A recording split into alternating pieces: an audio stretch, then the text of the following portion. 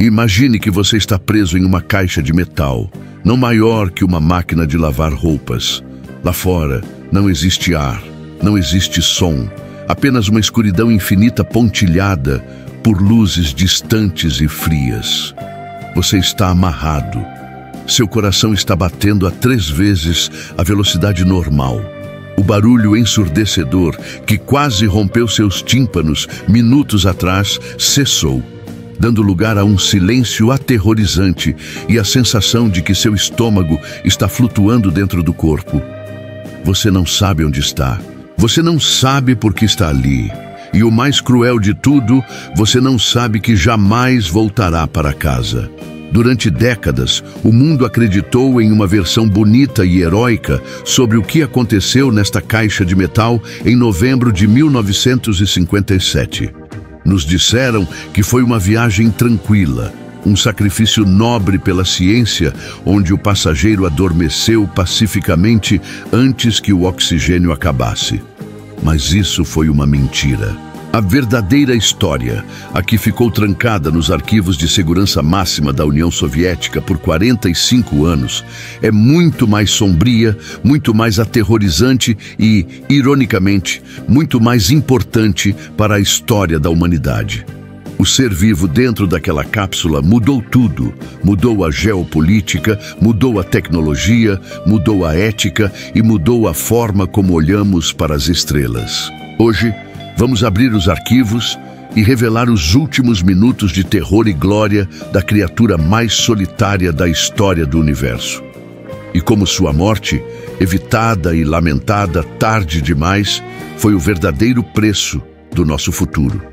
Para entender como chegamos a esse momento de isolamento cósmico, precisamos descer das estrelas e caminhar pelas ruas geladas e sujas de Moscou no início da década de 1950. A Guerra Fria não era apenas uma disputa de armas nucleares. Era uma guerra de propaganda. Os Estados Unidos e a União Soviética estavam lutando para provar qual sistema era superior, o capitalismo ou o comunismo. E o campo de batalha final não era a Terra, mas o céu. Quem conquistasse o espaço, conquistaria o futuro. Mas o espaço era um ambiente assassino.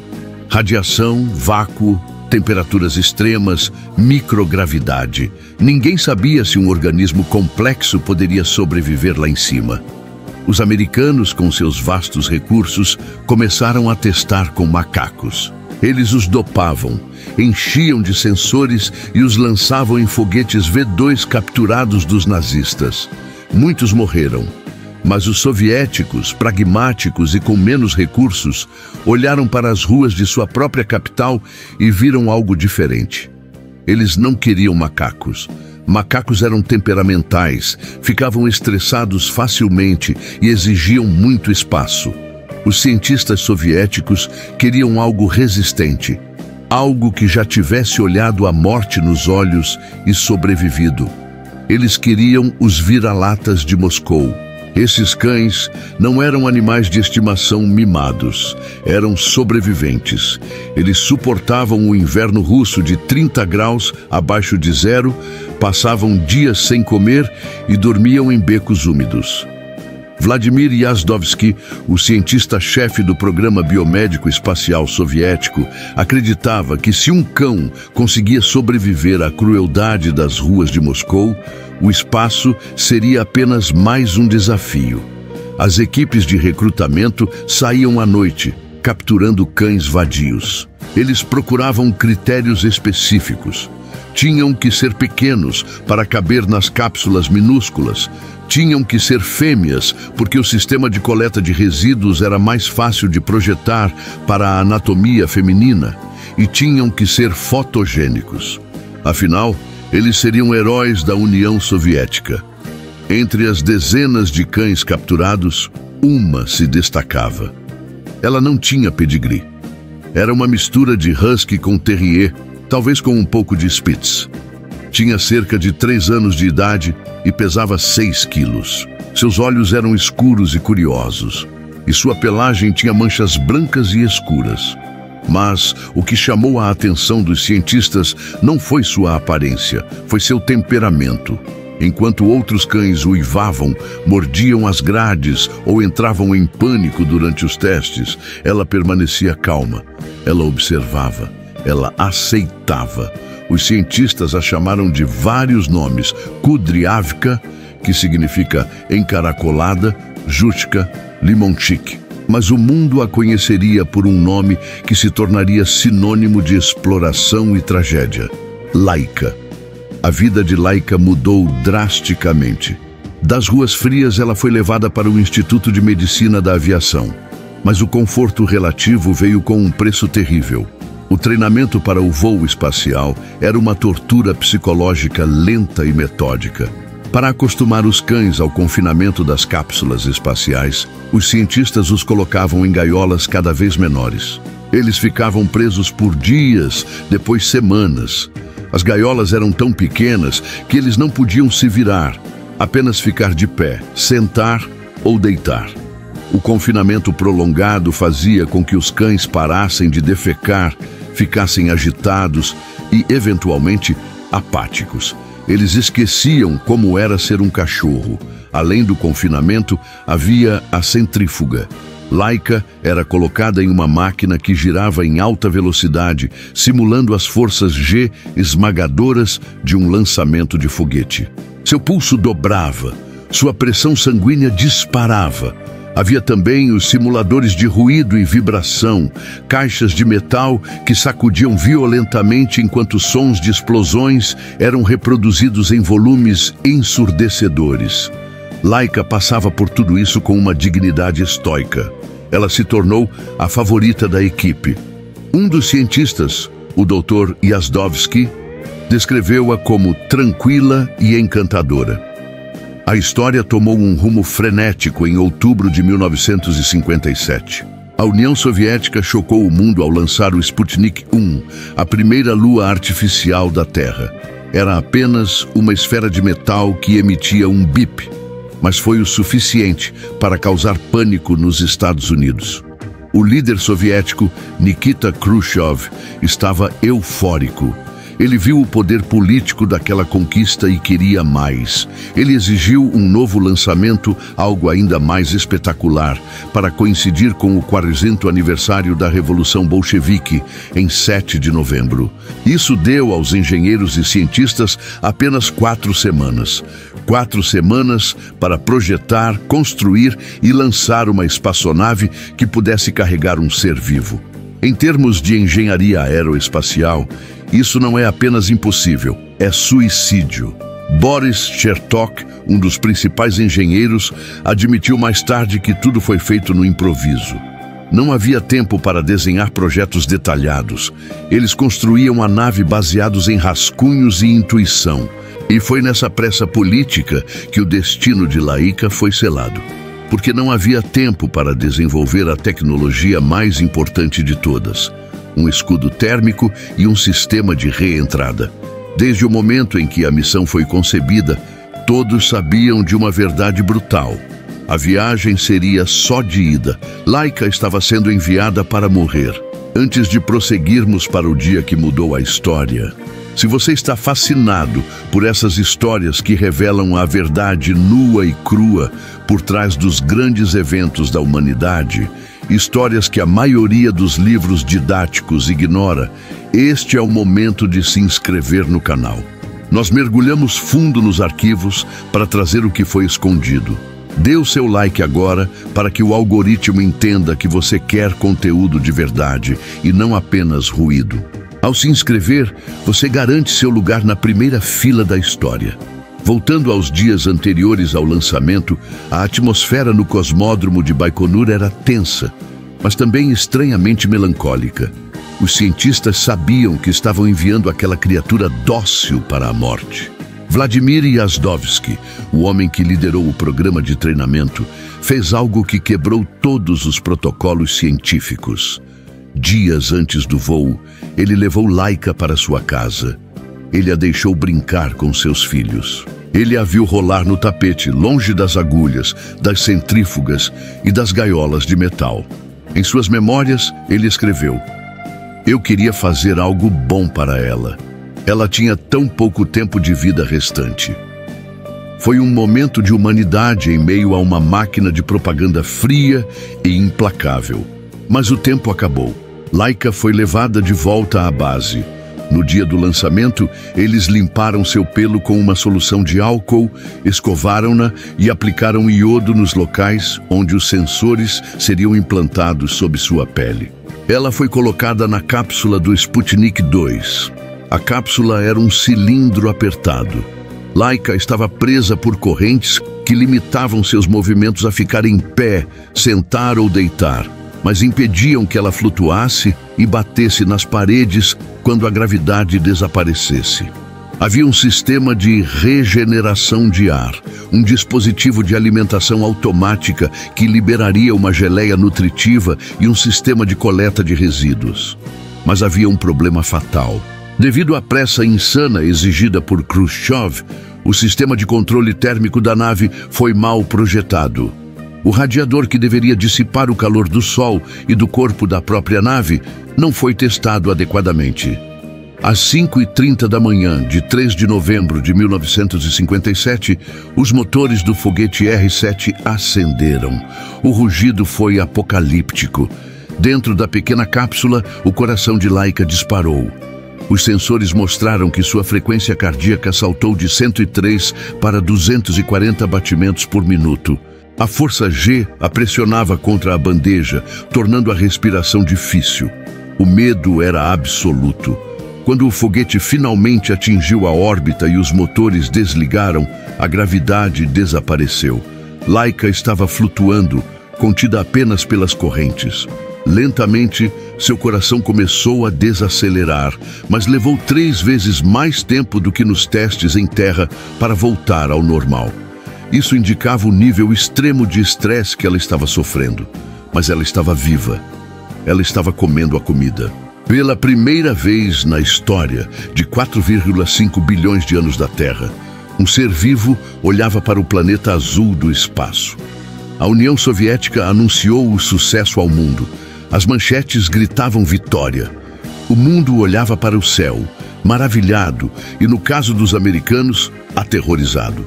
O New York Times chamou Laika de o cão mais felpudo, mais solitário e mais infeliz do mundo. Mas a propaganda soviética garantia a todos: Laika estava bem. Disseram que ela orbitaria a Terra por 1 semana, coletando dados vitais. E então, quando o oxigênio estivesse acabando, uma última porção de comida envenenada seria liberada para que ela morresse sem dor, como um sono eterno. Essa foi a mentira que o mundo comprou. Uma mentira confortável. A realidade, revelada apenas em 2002 pelo cientista Dmitry Malachenko, foi um pesadelo. Durante a separação do foguete da cápsula, parte do isolamento térmico se rasgou. O sistema de controle de temperatura falhou catastroficamente. Dentro da pequena cabine de Laika, a temperatura começou a subir. Passou de 20 graus para 30 para 40 graus Celsius. A cápsula se transformou em um forno. Os sensores de telemetria contaram a história agonizante. Laika estava superaquecendo. A umidade aumentou. 5 horas após o lançamento, com a cápsula completando sua 4ª órbita, não havia mais sinais de vida. Laika não viveu 1 semana. Ela não morreu pacificamente com comida envenenada. Ela morreu de estresse e superaquecimento, sozinha, em pânico e cozinhando viva dentro de sua lata de metal, poucas horas depois de deixar a Terra. O Sputnik 2, com o corpo de Laika, continuou orbitando a Terra por mais 5 meses.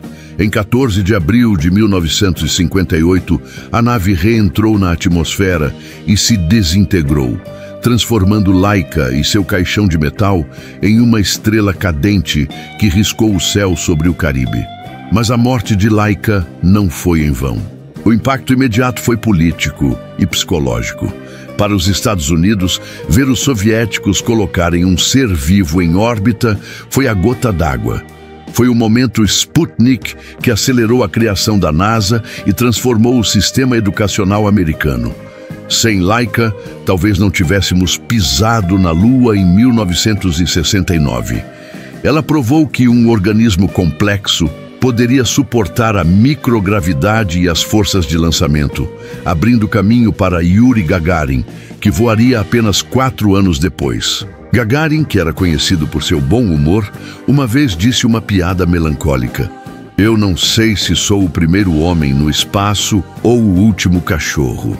Ele sabia que estava seguindo as pegadas, ou melhor, as patas de Laika. Mas o legado de Laika vai muito além da corrida espacial. Sua missão desencadeou o primeiro debate global sério sobre os direitos dos animais. Antes de Laika, os animais eram vistos meramente como ferramentas biológicas em laboratórios. Mas a imagem daquela cachorrinha, com seus olhos confiantes e orelhas alertas, presa em uma máquina suicida, tocou um nervo na humanidade. Protestos eclodiram em frente às embaixadas soviéticas em Londres e Nova York. As pessoas não estavam protestando contra o comunismo. Estavam protestando contra a crueldade. A Royal Society for the Prevention of Cruelty to Animals foi inundada com ligações. Pela primeira vez, a ciência teve que responder a questões éticas em escala global. O fim justifica os meios? O avanço do conhecimento vale o sofrimento de um ser senciente? Oleg Gazenko, um dos principais cientistas do programa de Laika, viveu assombrado por essa pergunta. Em 1998, já idoso e com a União Soviética dissolvida, ele fez uma confissão surpreendente em uma conferência de imprensa. Ele disse: "Trabalhar com animais é uma fonte de sofrimento para todos nós. Nós os tratamos como bebês que não podem falar. Quanto mais o tempo passa, mais eu sinto muito por isso. Nós não deveríamos ter feito isso. Não aprendemos o suficiente com aquela missão para justificar a morte do cachorro." Essas palavras, vindas do homem que a enviou para lá, mudaram a perspectiva histórica. Laika deixou de ser apenas um símbolo do triunfo soviético para se tornar um símbolo de mártir involuntário.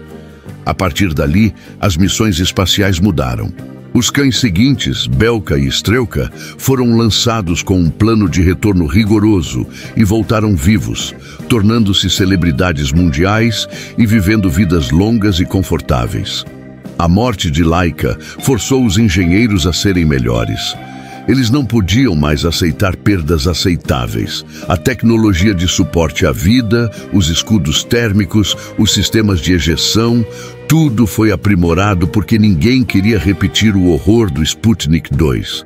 Quando o ser humano finalmente viajou para as estrelas, ele foi protegido pelas lições aprendidas com o sofrimento daquela vira-lata.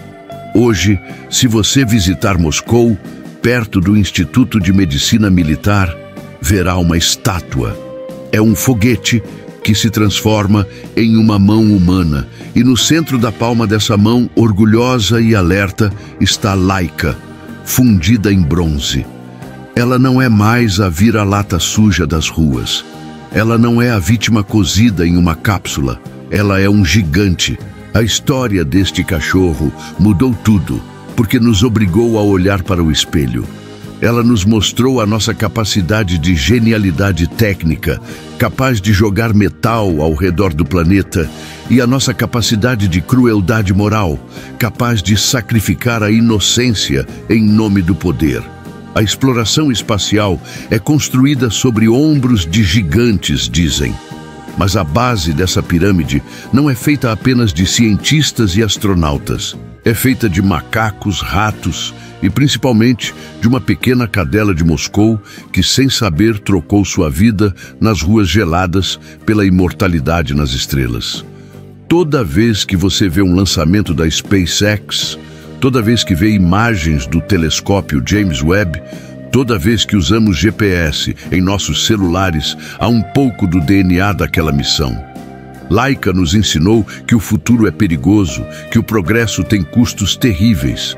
mas também que a fronteira final não pertence apenas aos humanos. Nós somos apenas os passageiros que chegaram depois.